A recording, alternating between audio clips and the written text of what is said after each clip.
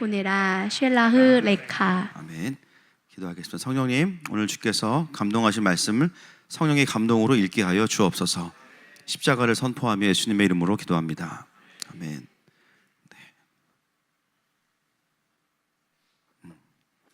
네, 오늘은 프로그램에 조금 영적인 공격이 있어서 말씀 찾기가 오늘은 안 된다고 합니다. 그래서 답답하신 분들은 찾으시면서 같이 읽으시면 될 것 같습니다. 죄송합니다.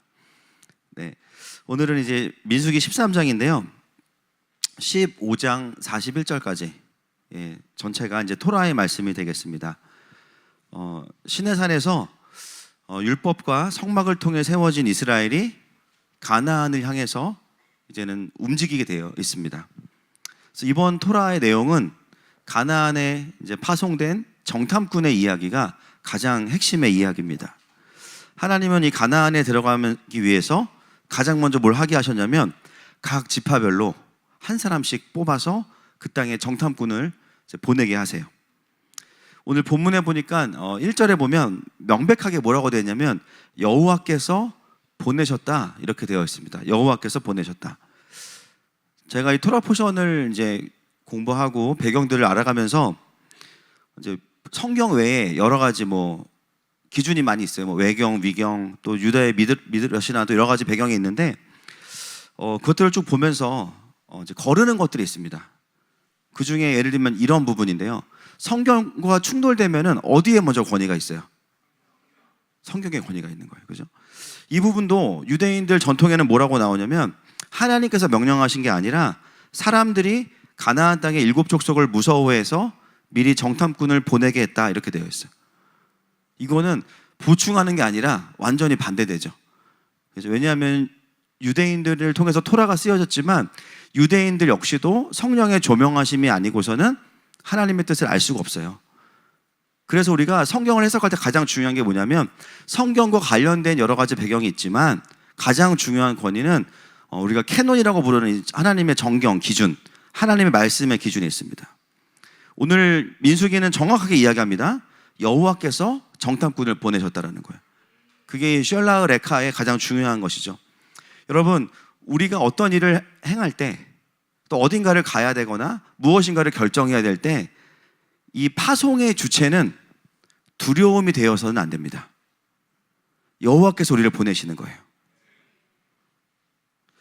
우리가 하나님의 백성으로 어떤 결정을 할 때 그 시작은 두려움이 아니라 하나님의 부르심이어야 됩니다. 내가 지금 이것을 결정하는 이유가 두려워서인가? 아니면 하나님 때문인가? 나를 움직이는 그 동기와 동력이 하나님의 부르심일 때 나의 삶은 하나님의 통치가 풀어지는 인생이 되는 것입니다. 그리고 그렇게 순종하는 삶에 뭐가 있어요? 하나님의 축복과 돌파가 있어요. 그리고 하나님의 언약이 내 삶의 성취가 됩니다. 오늘 본문은 이 정탐꾼의 이야기를 함께 나누면서 우리가 부름받은 이 현장, 내 삶의 자리, 또 우리의 사역들, 또 이 세상의 현실들을 바라보면서 이 현실을 바라볼 때 어떤 관점으로 바라보는 것이 하나님의 관점이고 또 하나님의 의도에 맞지 않게 반응할 때 어떤 참사가 벌어지는지를 이제 우리가 알 수가 있게 됩니다. 자, 3절 말씀을 한번 찾아서 보겠습니다. 민수기 13장. 말씀이 뜨나요? 네. 가짜 뉴스였습니까? 감사합니다. 그새 또 복구가 됐어요, 보니까. 네. 13장 3절 시작. 모세가 여호와의 명령을 따라 바람 광야에서 그들을 보냈으니 그들은 다 이스라엘 자손의 수령된 사람이라. 정탐꾼으로 파송받은 사람들은 그냥 일반인들이 아니고요. 지금으로 따지면은 어느 정도 위치일까요? 각 지파의 수령이면 김정은 정도 되는 거예요, 그죠? 수령이면 어느 정도예요, 이게? 장로급이에요, 장로급. 그죠? 그 지파의 장로님들 중심으로 쫙 모은 거예요. 그래서 그냥 일반인들이 아니라 그래도 오랫동안 그 지파의 영적인 아비였고 하나님을 경험했던 사람들이 이제 대표가 됐겠죠. 그들을 모았습니다. 우리가 여기서 이제 민수기 13장 4절부터 15절까지를 보면요, 그 지파의 리더들의 이름을 다 기록해놨어요. 배경은 안 나오지만 이름이 다 나와요. 그건 뭐냐면 이름이 중요하다는 거예요. 그래서 제가 이 12지파에서 나온 이 리더들의 이름을 표로 정리를 좀 해놨습니다. 보시면요, 첫 번째가 산무아라고 하는데, 산무아, 하나님께서 들으셨다. 이 산무아가 또 누구냐면 사무엘의 이름의 뜻이, 원래 이제 자음만 있으니까 시온 미음 이응이니까 사무엘이 이제 하나님께서 들으셨다. 샤팟은 뭐냐면 심판자, 하나님이 심판자이시다. 갈렙, 네, 오늘 킹덤스쿨 수업 때 아이들과 담대함을 나누면서 오늘 기드온, 그 다음에 오바댜, 갈렙을 공부했어요. 네, 아이들이 이렇게 너무 행복해하는데, 그죠? 오늘 수업 들은 친구 너무 행복해요. 우리 가나안 땅으로 갈렙, 할렐루야. 그래서 이제 이거 봐, 여기 어른들은 벌써 영적으로 안 돼요, 그죠? 애들 빵빵 터졌습니다. 기도 시작한다, 그러면서 막. 자, 산무아가 뭐냐면 하나님이 들으셨다라는 거. 갈렙은 어떤 뜻이냐? 1차적인 의미는 강아지인데 이 충성된 마음이란 뜻이에요, 갈렙. 그리고 이갈은 그가 구속할 것이다.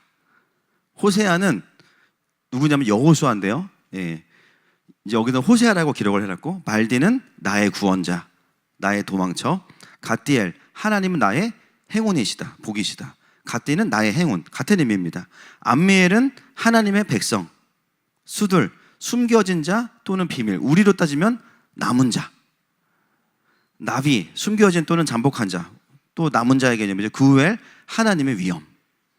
이 12지파의 리더들의 이름을 쫙 종합해보면 이렇게 그룹핑이 될 수 있어요.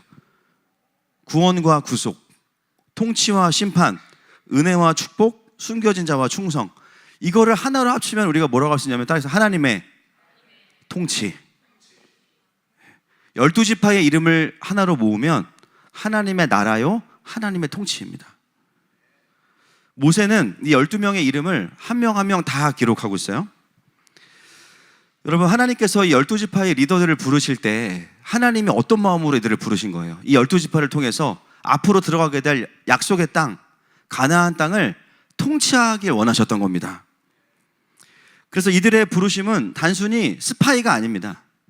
그 땅을 향한 하나님의 통치를 담아서 그 땅에 가야 되는 자들이 이 정탐꾼의 부르심이고 데스티니입니다. 근데 그게 어떻게 일어나냐? 하나님의 백성들이 연합할 때 일어나요. 할렐루야. 각자의 부르심이 하나가 돼서 조각조각 되는 것이 아니라 각자의 맡겨진 사역과 사명과 역할들이 하나 될 때 그걸 통해서 하나님의 통치가 드러나게 돼요. 그리고 나서 그 이제 뽑혀진 12명의 그 장로급의 리더들에게 모세가 무엇을 이제 주문하냐면 민수기 13장 17절부터 20절이에요. 같이 읽겠습니다. 시작. 모세가 가나안 땅을 정탐하러 그들을 보내며 이르되 너희는 네겝 길로 행하여 산지로 올라가서 그 땅이 어떠한지 정탐하라. 곧 그 땅 거민이 강한지 약한지 많은지 적은지와 그들이 사는 땅이 좋은지 나쁜지와 사는 성읍이 진영인지 산성인지와 토지가 비옥한지 메마른지 나무가 있는지 없는지를 탐지하라. 담대하라. 또 그 땅의 실과를 가져오라 하니 그때는 포도가 처음 익을 즈음이었더라. 굉장히 구체적인 거를 정탐하라고 이야기합니다. 내용들을 보면 그 땅이 어떠한지를 정탐하라고 하는데요. 여기 보면 객관적인 데이터를 요구해요. 모세는 해석을 요구하지 않았어요. 그죠? 여러분 그런 거 있죠? 이렇게 누가 헤어스타일이 바뀌었는데 딱히 잘 바뀐 것 같잖아. 그러면 머리 자르셨네요?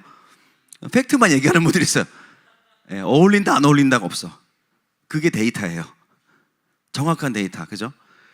모세는 이 가나안 땅을 향해서 이 12명의 리더들에게 어떤 평가를 하라고 하지 않았고 정확히 그 땅이 어떤지를 확인하고 오라고만 이야기했습니다. 여러분 이것은 단순히 믿음이 없어서 그것을 요구하는 것이 아닙니다. 비슷한 일을 누가 했냐면 느헤미야가 했어요. 성벽을 재건할 때 어떻게 하냐면 먼저 가서 그 땅을 돌아봐요. 느헤미야 2장 12절부터 16절 보겠습니다. 시작. 내 하나님께서 예루살렘을 위해 무엇을 할 것인지 내 마음에 주신 것을 내가 아무에게도 말하지 아니하고 밤에 일어나 몇몇 사람과 함께 나갈새 내가 탄 짐승 외에는 다른 짐승이 없더라.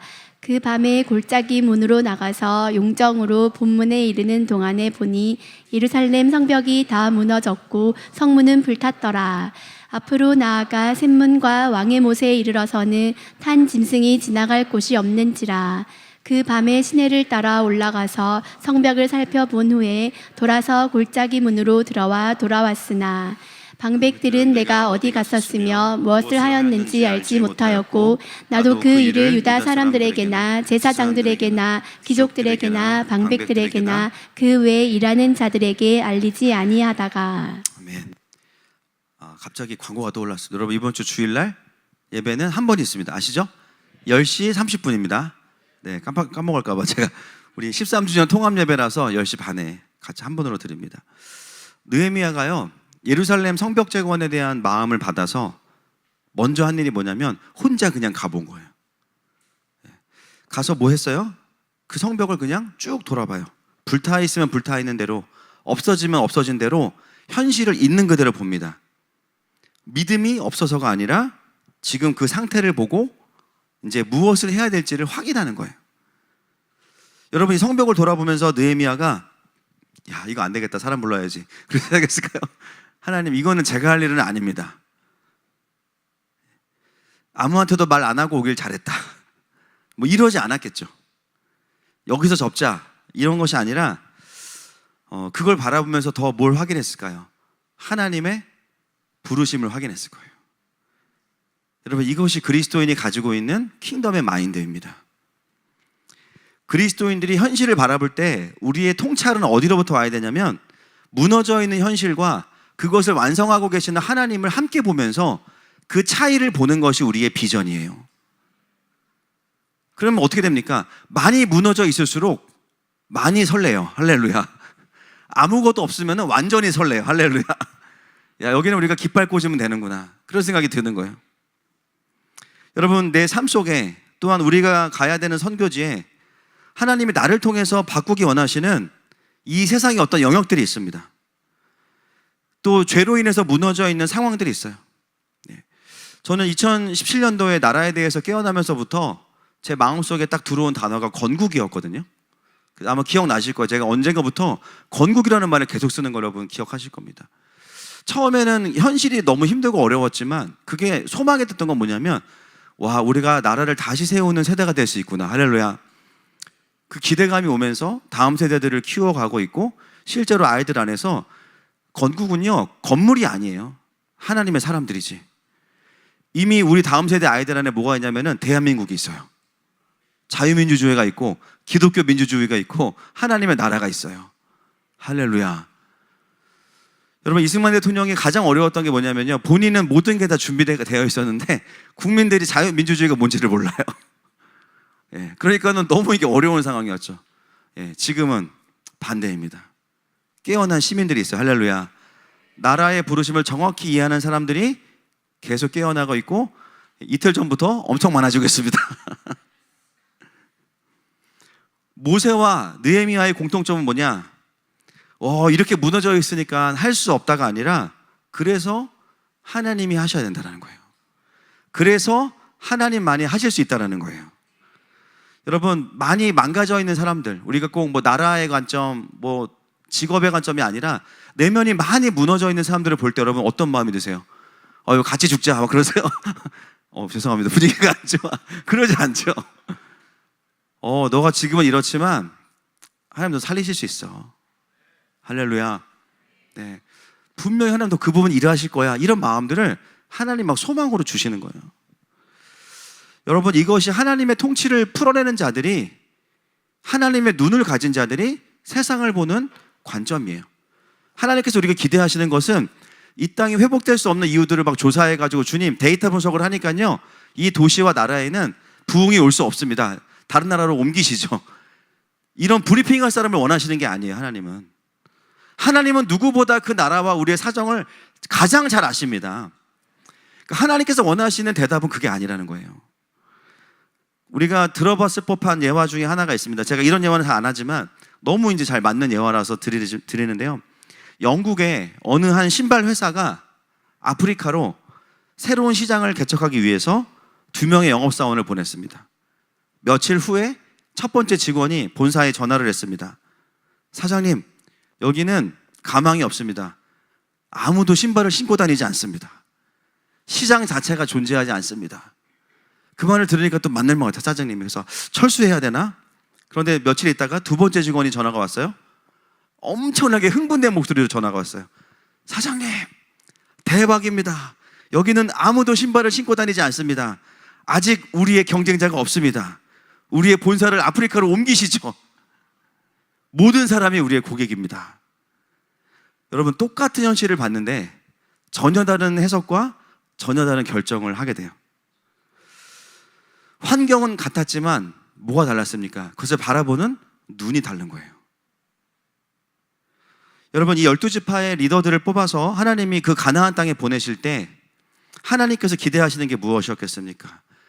그 땅을 하나님께서 그들의 백성에게 주실 것을 기대하고 그 하나님을 신뢰하는 마음으로 그 땅을 밟기를 원하셨어요. 아멘이십니까?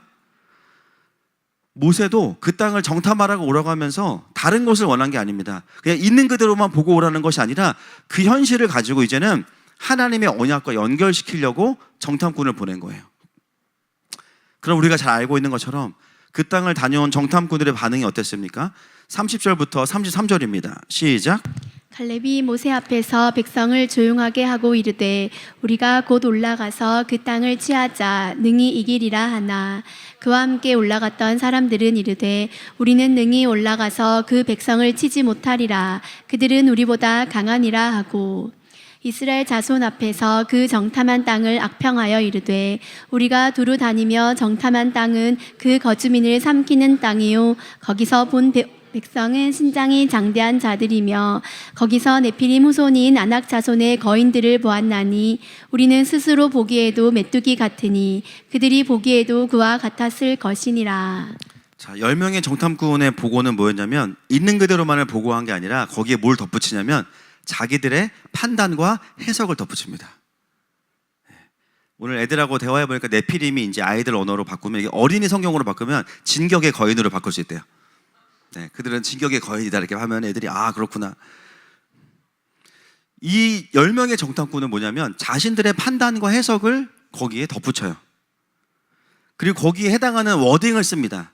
그들에 비하면 우리는 뭐와 같다? 메뚜기와 같다. 여러분, 이게 이 메뚜기라는 단어가 엄청나게 파급력이 있는 거예요.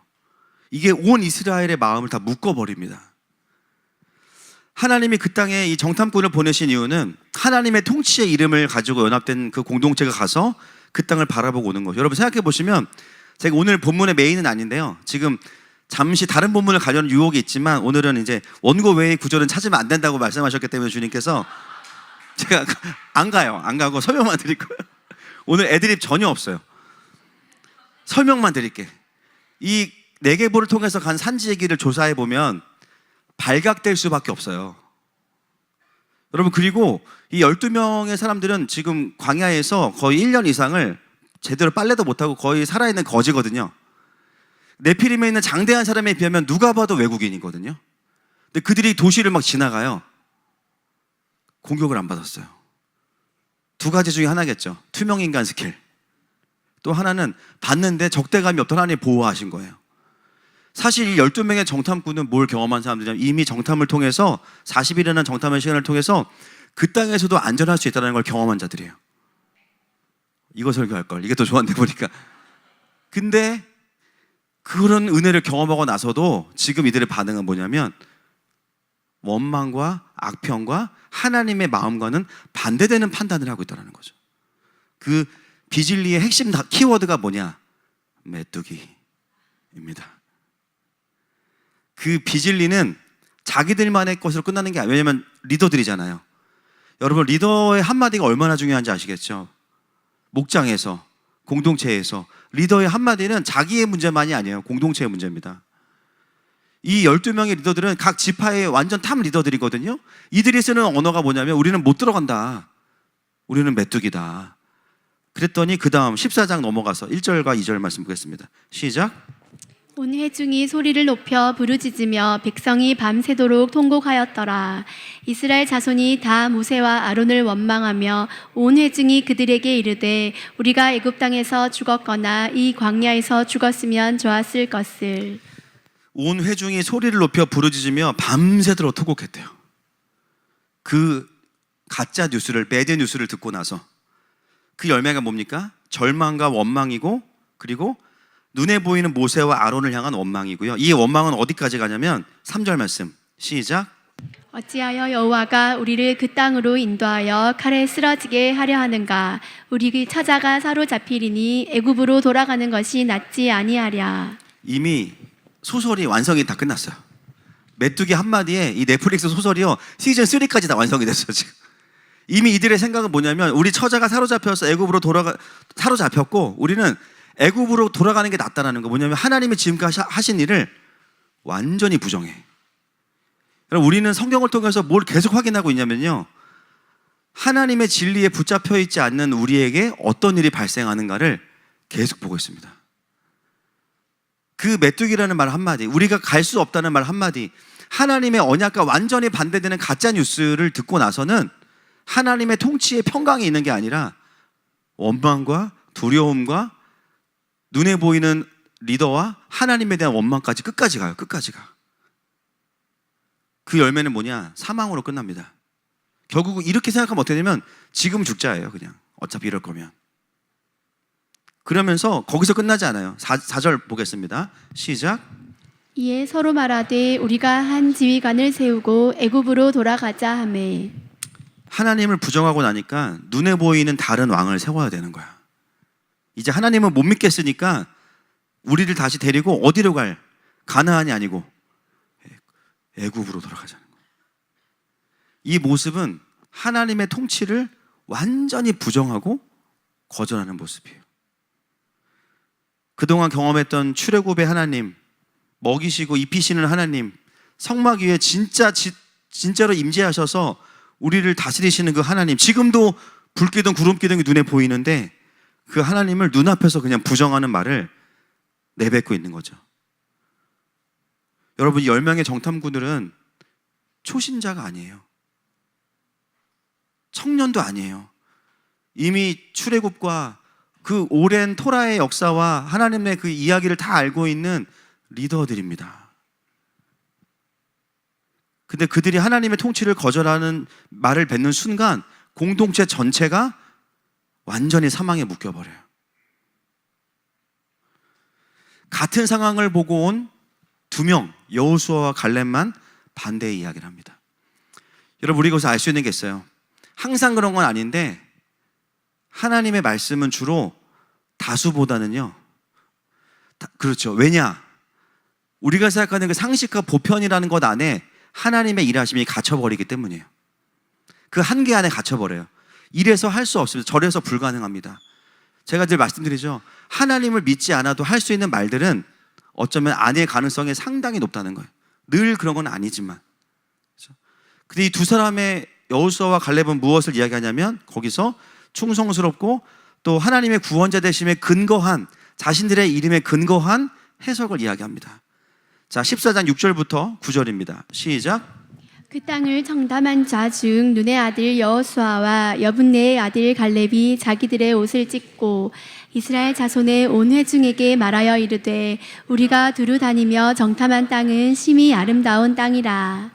여호와께서 우리를 기뻐하시면 우리를 그 땅으로 인도하여 들이시고 그 땅을 우리에게 주시리라. 이는 과연 젖과 꿀이 흐르는 땅이니라.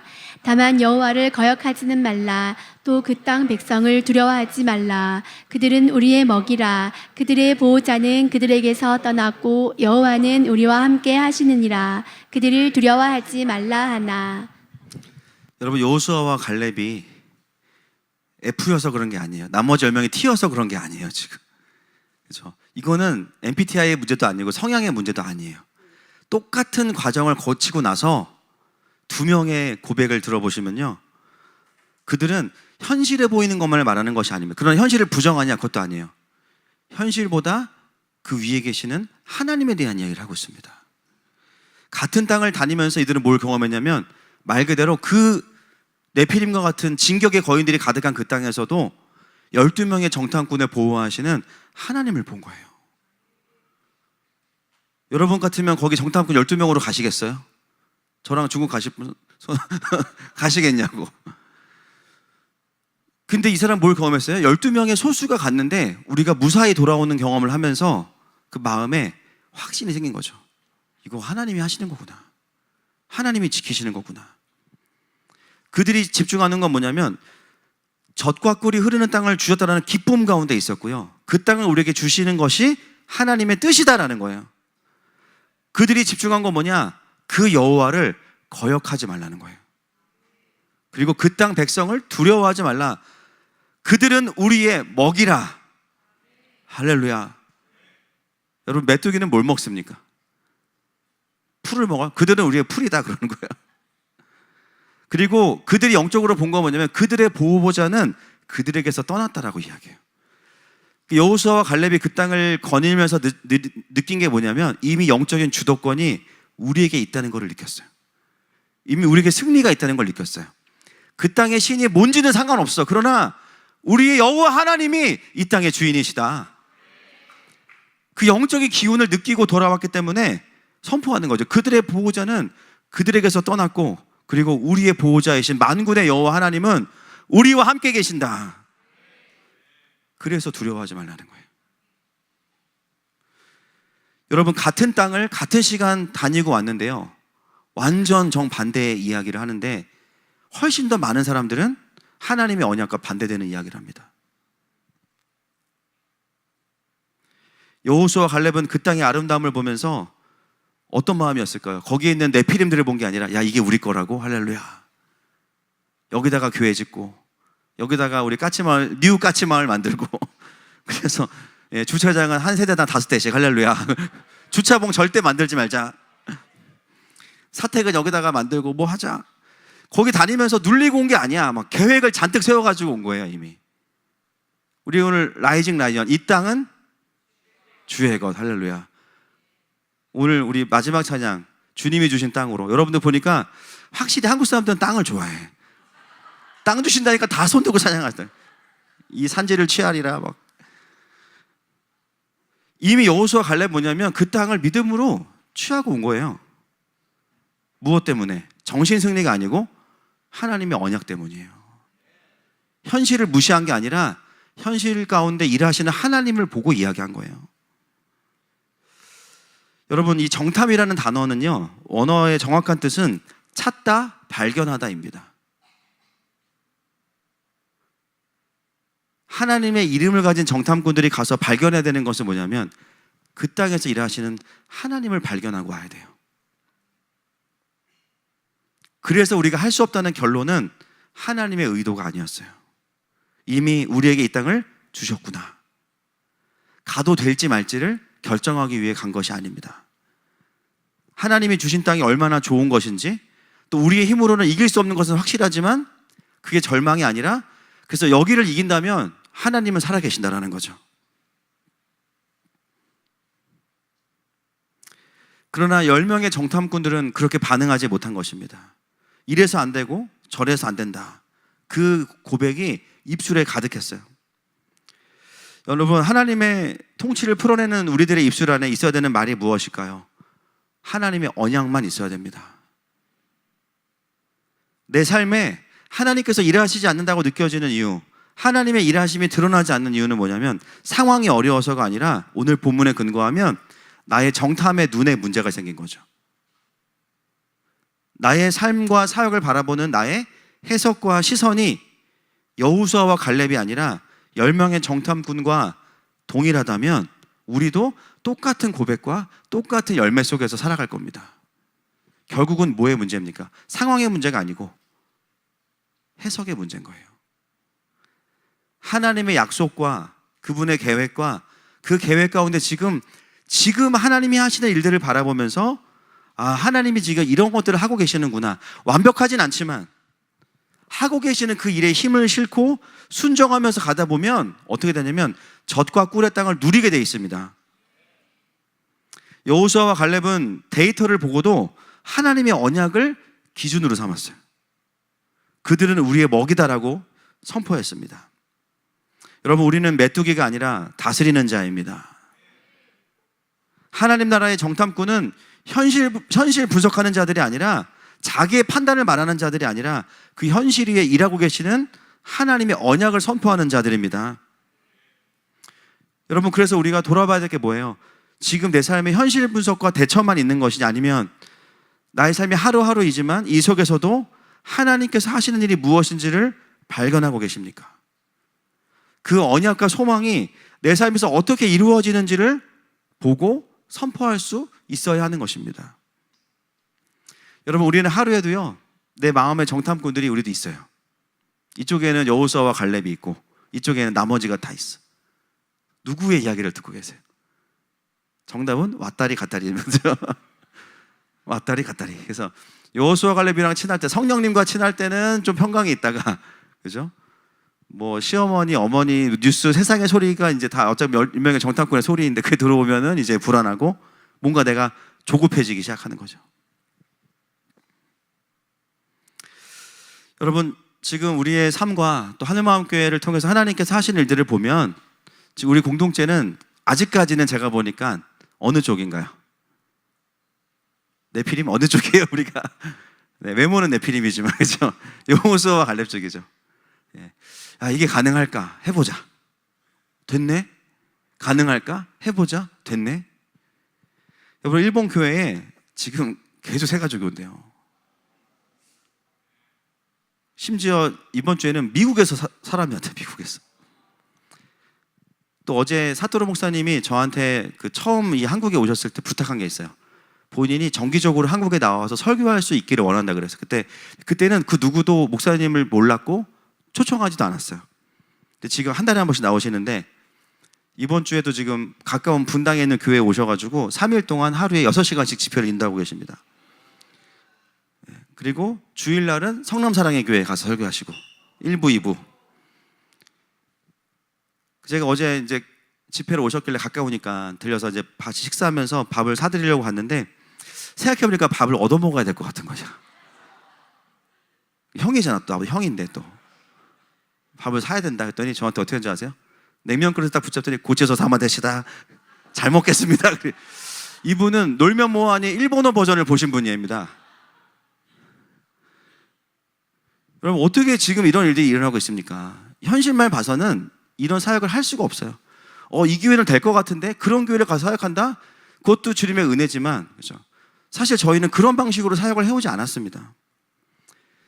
제주에서도 마찬가지죠. 연합사역이 불가능하다. 특히나 서귀포는 더 그렇다고 했지만 첫 번째 속사람학교에 10개 교회가 모였고 30명 이상이 훈련을 받으셨어요. 제가 이번 주에 아직도 일주일이 안 지났는데 믿기지가 않는데 이번 주에 다녀온 대륙의 상황도 지금 선교사들이나 목사들이 다 추방을 당하고 있습니다. 그리고 그 대륙 안에서의 사역은 이제 어렵다고 말하고 한인사회가 70% 이상 줄어들었어요. 지하교회의 핍박도 심합니다. 그런데 지금 하나님께서 하시는 일이 뭡니까? 중국의 지하교회는 오히려 부흥하고 있어요. 전 세계에 하나님의 그 중국에 있는 그리스도인과 목회자들이 퍼져나가고 있고, 무엇보다 이 한인교회들을 통해서 하나님이 새롭게 그 땅에 하나님의 구조를 만들고 계세요. 많은 분들이 이제는 그 대륙도 버려진 땅이라고 말했지만 여러분, 하나님의 관점은 다릅니다. 다시 부흥이 임할 겁니다. 여러분, 어떤 것이 하나님의 해석입니까? 우리는 하나님의 일을 하면서도요, 영을 쓰는 게 아니라 혼을 써요. 될 것 같으면 하고 안 될 것 같으면 안 해요. 그러면 기도할 필요가 없어요. 일본에서 중국인 사역을 하시는 우리 선교사님 또한 왜 일본에서 일본인 사역 안 하고 중국인 사역하냐는 이야기를 들으면서 너무 그 마음에 슬픔이 많으셨던 분입니다. 그런데 그 일본 안에 있는 중국인분들이 얼마나 귀한지를 알게 되면서 지금 엄청난 연합들이 일어나고 있죠. 이제 저희가 또 일본에 있는 중국인들을 만나러 가는데 하나님께서 하나님의 그 살리시는 역사가 그 땅에 있는 중국인들에게 일어날 것입니다. 필리핀에도, 어떻게 보면 필리핀이야말로 수많은 선교사들이 가 있고요, 교회가 없는 지역이 없어요. 굳이 또 갈 필요가 있을까? 필요하니까 하나님이 부르시는 거예요. 맞습니까? 다시 킹덤으로 날아오르라고 부르시는 거예요. 여러분, 우리가 이런 일들을 열어갈 수 있는 이유는 다른 이유 때문이 아니에요. 하나님께서 우리에게 주신 눈이 여호수아와 갈렙의 눈이기 때문입니다. 남들이 보지 못하는 영적인 피로를 보고 남들이 보지 못하는 무너져 있는 영역을 보는데 절망하거나 불가능하다고 느끼는 게 아니라 이거 하나님께서 하신다고 믿어지기 때문입니다. 그리고 그 믿음을 가지고 순종할 때 그게 실제가 되는 거예요. 여러분, 이게 뭡니까? 여호수아와 갈렙의 눈, 언약의 눈입니다. 여러분, 하나님의 사람은 세상의 사람의 눈과는 다른 걸 볼 수 있어야 돼요. 그것을 포함하지만 더 깊은 것들을 볼 수 있어야 됩니다. 그래서 어떤 나라로 부르시든지 간에 어떻게 하면 이 나라가 살아날 수 있을까? 어떻게 하면 이 나라의 교회들이 성령 충만할 수 있을까? 저희가 일본을 가려고 할 때도 일본에는 부흥이 오지 않는다. 일본 사람들은 속 이야기를 하지 않는다. 우리가 그런 메시지에 귀를 기울였다면 사역을 하기 어려웠을 겁니다. 그러나 우리에게 가장 큰 메시지는 뭡니까? 오랜만에 하겠습니다. 킹덤이 아멘. 하나님은 오늘도 일본의 교회를 살리고 계세요. 그 땅에 사망 권세가 가득한 것을 보면 우리는 오히려 흥분됩니다. 야, 이거 순식간에 살아나겠다. 그게 우리에게 감사이고 기쁨이고 도전의 이유입니다. 왜냐하면 킹덤이 깡패니까. 여러분, 이 대륙도 이제 그렇게 될 겁니다. 한 교회만 세워지는 것이 아니라 그 교회가 또 다른 교회를 세워내고 또 세워진 교회가 또 다른 교회를 세워내는 일들이 연쇄적으로 일어날 것입니다. 그러면서 어떻게 돼요? 통일이 일어나겠죠. 그러면 아시아의 연결이 일어나는 건데 그 빅뱅 앞에서 하나님은 지금 우리도 동참시키시고 계신 거예요. 이따가 저희가 이제 기도하겠지만 제가 6월, 7월 달에 저희가 이제 가게 되는 교회들 개수를 세보니까 24개입니다. 2달 동안 이제 6월, 7월. 지금 이미 4개 세워졌죠? 28개예요. 우리가 사람의 판단으로 왔다면 이렇게 올 수 없었을 거예요. 앞으로도 어떻게 될까요? 계속 여호수아와 갈렙의 눈을 가지고 있어야 됩니다. 할렐루야. 여러분, 하나님도 우리가 재정이 없는 거 아세요. 할렐루야. 부담 갖지 마세요. 할렐루야. 주님도 알고 우리도 알아요. 서로 다 알아요. 주님이 내가 너의 돈이 필요하다 절대 그러시지 않아요. 지금 주님도 눈치 보고 계세요. 얘네 어떻게 채워주지? 그 주님 우리에게 원하시는 거는 재정이 아니고 마음과 순종입니다. 여러분, 저는 오늘 이 본문을 보면서 진짜 하나님의 눈으로 세상을 보는 것이 얼마나 중요하고 하나님은 어떤 사람을 통해서 일하시는지를 더 확인하게 됩니다. 여러분, 지금 이틀 만에 온 나라가 뒤집어졌어요. 6.3 지방선거를 통해서도 우리는 하나님께서 하시는 일을 봐야겠죠. 첫 번째로 하나님은 우리 공동체를 통해서 이렇게 불법과 부정이 가득한 이 상황 속에서도 세워져야 될 자들을 세우셨어요. 제가 우리 교회 그 철규 의원님을 생각해 보면 불과 몇 개월까지 저 포항에서 막 앱을 개발하던 젊은 청년이 그냥 갑작스런 하나님의 부르심 앞에 순종해서 올라와서 막 이 과정을 보면요, 진짜 피가 말라요. 막 집을 빼서 전입을 해야 되는데 안 돼. 막 이거 안 되면 나갈 수가 없어. 막 그리고 막 300만 원 당비를 돈이 없어. 막 그러니까 매주마다 고비가 있어.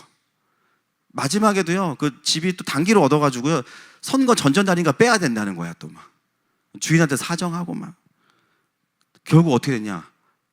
거기에 또 부정선거에 하나님 세우셨어. 근데 그 지역에서 된 것 자체가 기적입니다. 그리고 하나님 성남시에도 놀라운 일을 행하셨죠. 그리고 또 하신 일이 뭡니까?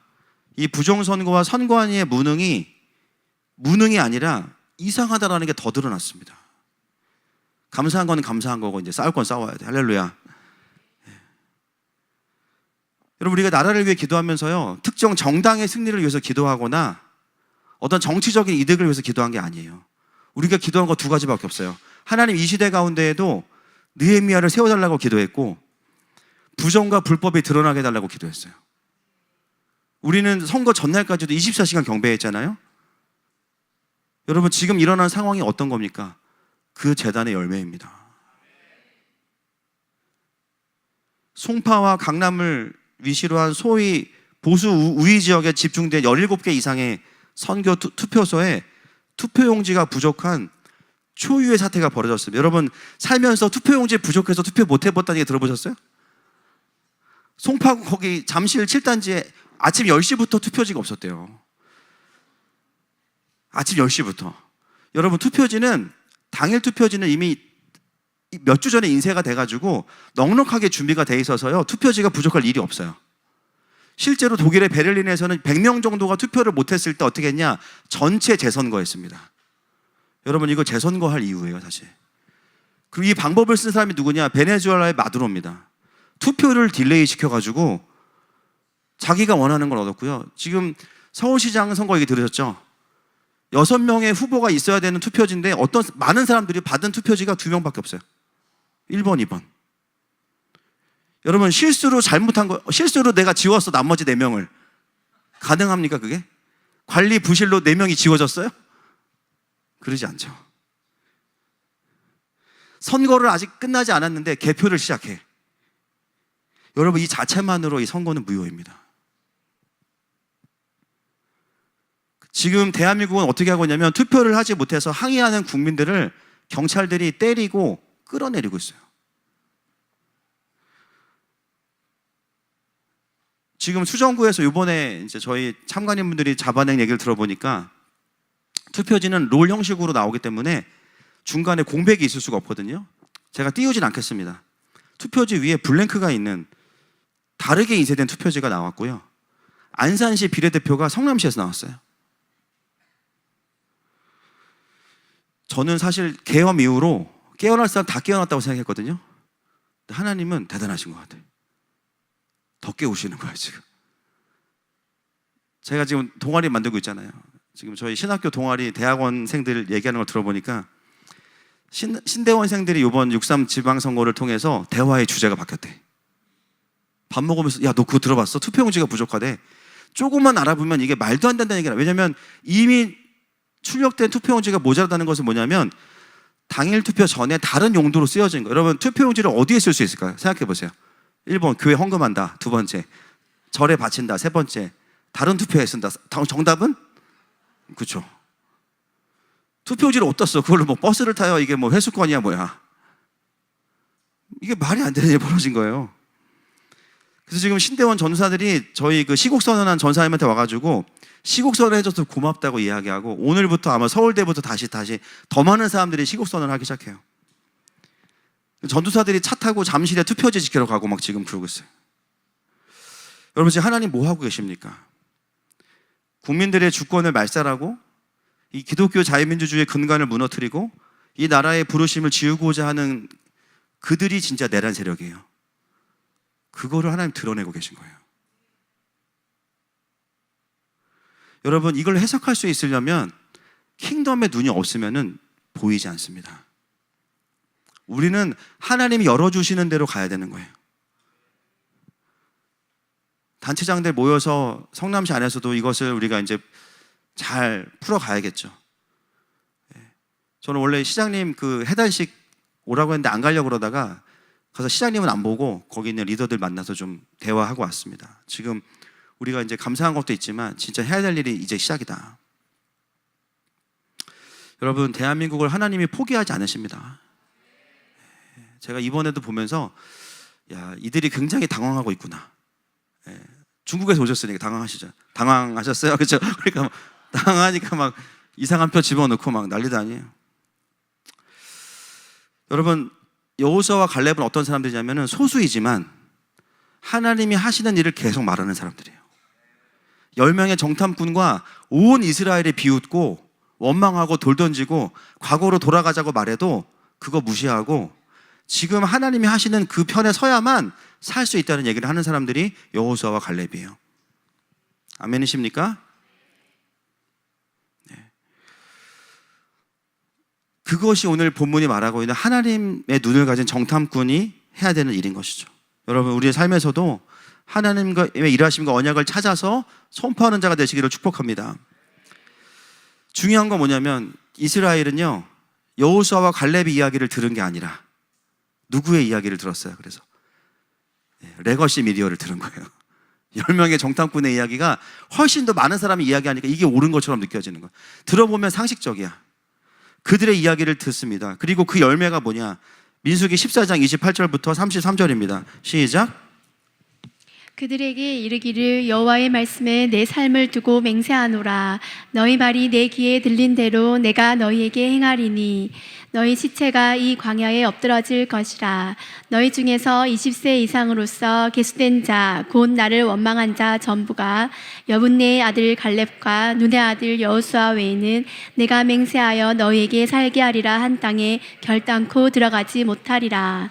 너희가 사로잡히겠다고 말하던 너희의 유아들은 내가 인도하여 드리리니 그들은 너희가 싫어하던 땅을 보려니와 너희의 시체는 이 광야에 엎드러질 것이요 너희의 자녀들은 너희 반역한 죄를 지고 너희의 시체가 광야에서 소멸되기까지 40년을 광야에서 방황하는 자가 되리라. 아멘. 여러분 무서운 게 뭐냐면 이게 무서운 거예요. 진짜 왕은 하나님이시거든요. 하나님만 두려워해야 되는데 지금 하나님만 안 두려워했기 때문에 이런 일이 벌어져요. 여러분 원망하던 자들의 이야기 아까 우리가 들었죠. 자신들의 가족을 지키고 싶대요. 처자를 데리고 애굽으로 돌아가재요. 근데 그렇게 안 되는 거예요. 결국은 그들이 하나님의 음성을 듣지 않고 원수의 음성을 들을 때 어떻게 되냐면은 죽습니다. 그냥 죄의 열매는 사망이에요. 통치를 거절하면 사망이죠. 결국 그들은 가나안에도 못 들어가고 애굽으로도 돌아가지 못해요. 광야에서 그냥 죽습니다. 원망한다고 해서 하나님의 언약이 이루어지는 게 아닙니다. 오히려 원망과 하나님을 향한 불신은 우리를 속이는 것이고 사망 권세로 결론나게 만드는 거예요. 여러분 여기 속으면 안 됩니다. 결국 우리 안에 있는 그 의와 원망은 하나님의 부르심과 생명의 언약에서 우리를 제외시키는 쪽으로 쓰임받는 것이지 결코 답이 될 수 없다는 것이죠. 36절부터 38절 읽겠습니다. 시작. 모세의 보냄을 받고 땅을 정탐하고 돌아와서 그 땅을 악평하여 온 회중이 모세를 원망하게 한 사람 곧 그 땅에 대하여 악평한 자들은 여호와 앞에서 재앙으로 죽었고 그 땅을 정탐하러 갔던 사람들 중에서 오직 눈의 아들 여호수아와 여분네의 아들 갈렙은 생존하니라. 모세가 이 말로 이스라엘 모든 자손에게 알림에 백성이 크게 슬퍼하여. 자 됐습니다. 여기까지 보겠습니다. 보면 악평한 사람들은요 재앙으로 그냥 바로 죽습니다. 그렇죠?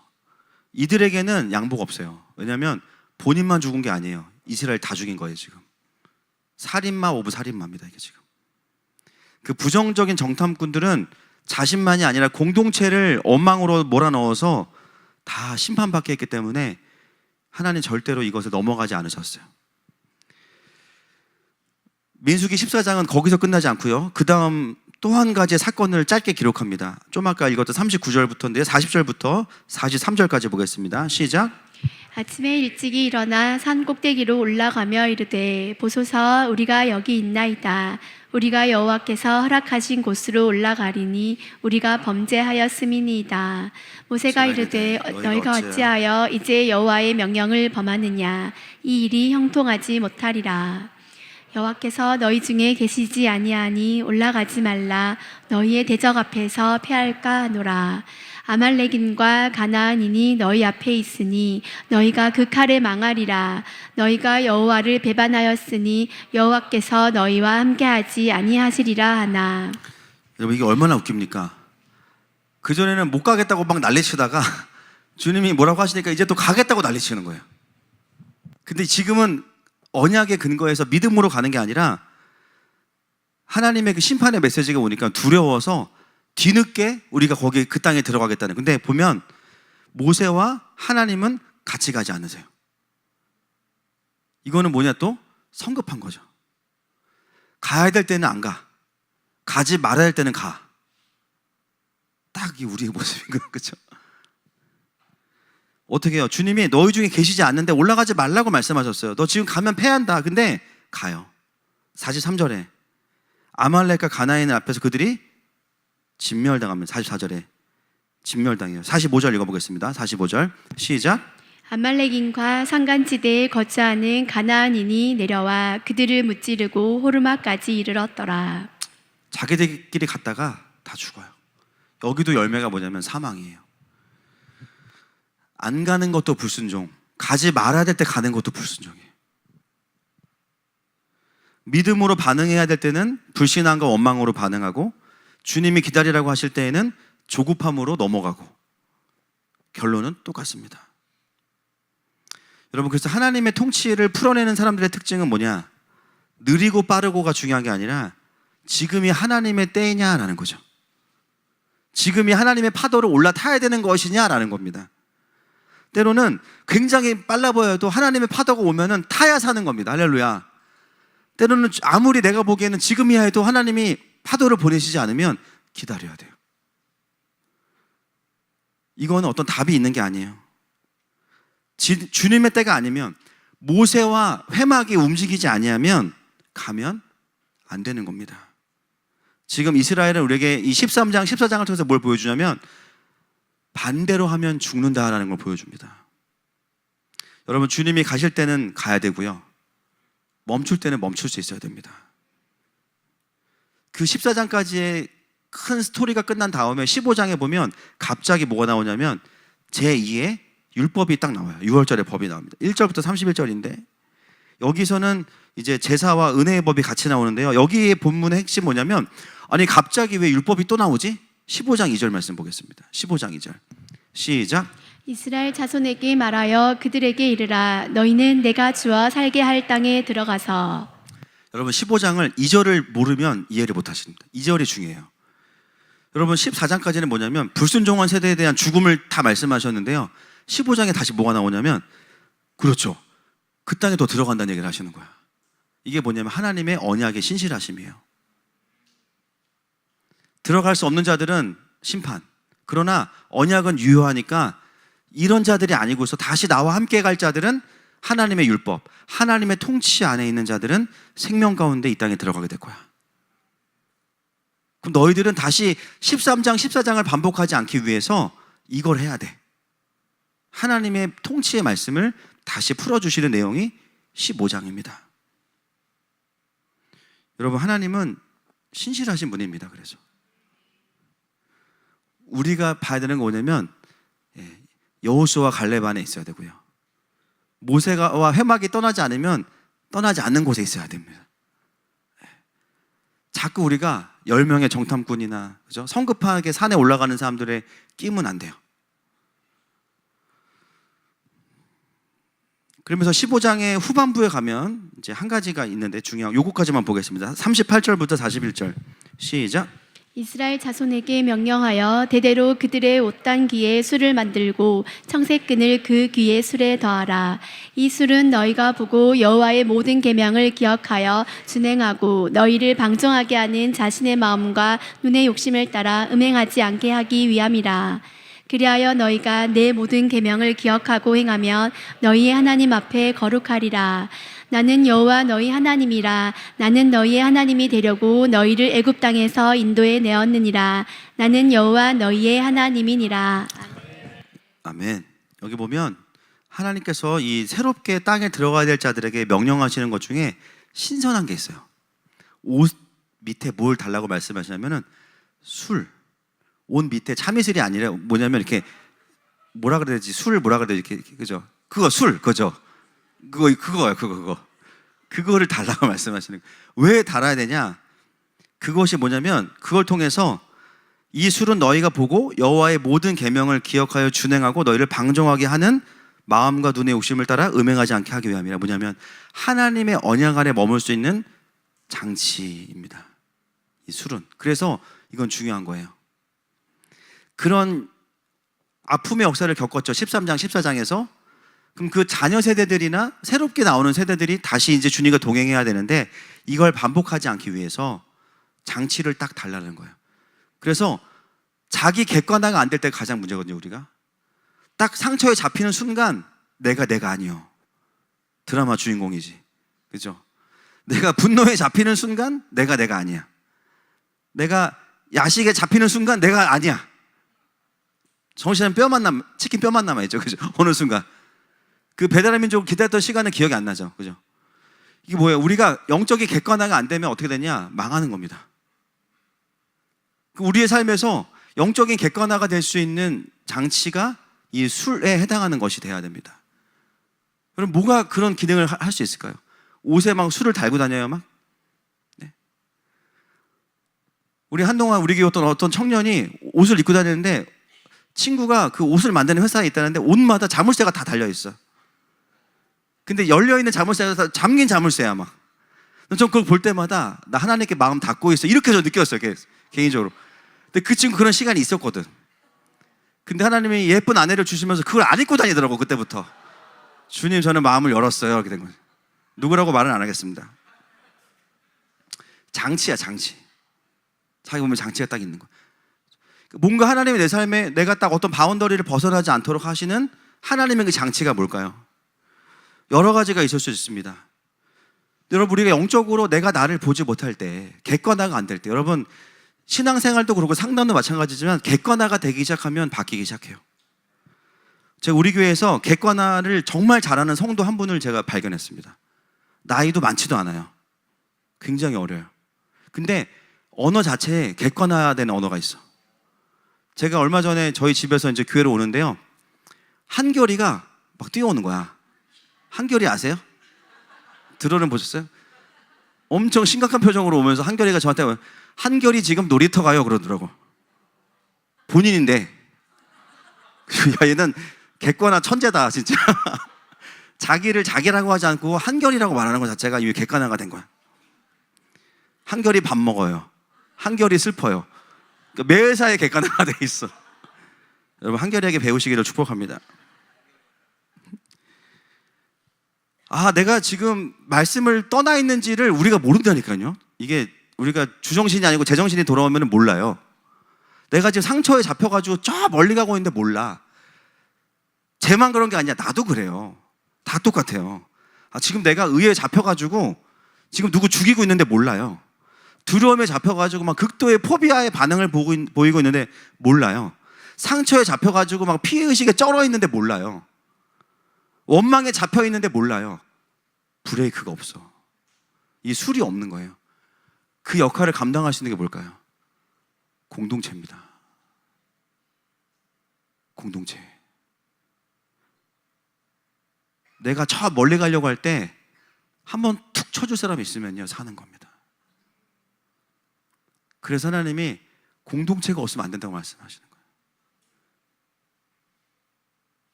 영적으로 분별할 수 있는 지체들이 옆에 있으면 옆에서 잡아줄 수가 있어요. 그럴 때 우리는 어떻게 되냐? 민수기 14장 뒤로 돌아가지 않게 되는 거예요. 여러분, 하늘마음교회가 이미 그런 교회인 줄 믿습니다. 저 사람 그냥 지금 또 저러고 있네, 알아서 하겠지, 이게 아니라 가서 얘기해 주는 거야. 정신 차리세요. 집사님 지금 집사님 아닙니다. 기도해주고 기다려주고 가르쳐주고 깨어나게 해주는 거. 여러분, 서로가 서로에게 그런 장치가 되시기를 축복합니다. 오늘 이 13장부터 15장 이 다음 주에 토라의 내용은 이런 내용들이 이제 하루하루 풀어지게 되어 있습니다. 같이 좀 이제 기도하겠습니다. 오늘 본문이 너를 위해 가라거든요. 너를 위해. 진짜 우리를 위한 건 뭐냐면 우리의 현실적인 결정이 아니라 하나님을 위할 때 우리가 사는 겁니다. 여러분, 하나님은 우리를 이 세상에 하나님의 통치를 풀어내는 정탐꾼으로 부르셨어요. 그러나 그냥 정탐꾼이 아니에요. 데이터 분석원이 아니고 평론가가 아니에요. 하나님의 언약의 관점에서 세상을 바라보고 나의 인생을 바라보는 자로 부르신 겁니다. 한 주 동안 힘들었다면 아마도 오늘 본문의 근거에서 내 마음이 10명의 정탐꾼의 마음과 많이 연결되어 있을수록 힘드셨을 겁니다. 지금은 어떤 시간이냐? 다시 내 안에 계시는 여호수아와 갈렙 같은 그 성령 하나님과 연결되는 시간입니다. 하나님의 나라는 원망과 조급함으로는 취할 수 없고요, 주님과 동행하면 쉽게 취할 수 있습니다. 오늘 주님이 우리에게 그 자리로 오라고 말씀하시는 거예요. 우리는 13장 14장에 나와 있는 10명의 정탐꾼이나 하나님을 원망하던 이스라엘이 아니고 예수님께서 우리를 자녀로 부르셨기 때문에 15장에 내 땅에 들어갈 나의 백성들, 그 자녀들로 우리를 삼으셨기 때문에 오늘 우리에게 이 말씀이 주어진 것입니다. 우리가 하나님을 몰랐다면 이미 우리는 광야에서 죽었을 거예요. 그런데 주님이 우리의 삶의 장치가 되어주시고 하나님 말씀이 나에게 주어졌기 때문에 객관화가 되고 깨어날 수가 있습니다. 이 시간에 함께 나아갈 때 우리 찬양하면서 주님께 나아갈 때 주님 내 안에 그 10명의 정탐꾼의 목소리는 불로 태워주시고 성령의 음성을 듣는 자로 다시 기름 부어 주십시오. 그 고백으로 함께 나아가십시다.